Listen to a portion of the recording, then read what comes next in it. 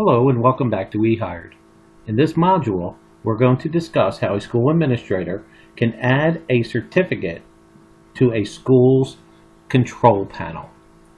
From the home page, click onto the icon in the top right-hand corner and click on Your Profile. On the left-hand side, click on Certifications. A list of the school's current certifications for all programs will be listed. If you scroll down to the bottom, click on Add a New Certificate.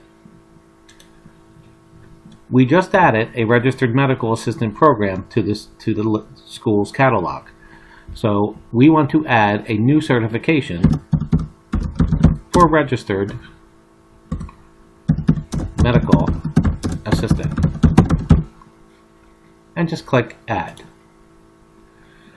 In the next link where it says Skills, click on Skills, and you're just going to add just a few skills that the student will obtain once challenging for and obtaining that certification. So just click down at the bottom, add a skill to the certification.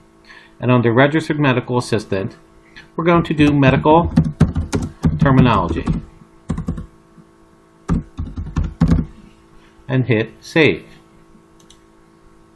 We're also going to add phlebotomy. We're also going to add anatomy. We're also going to add EKG.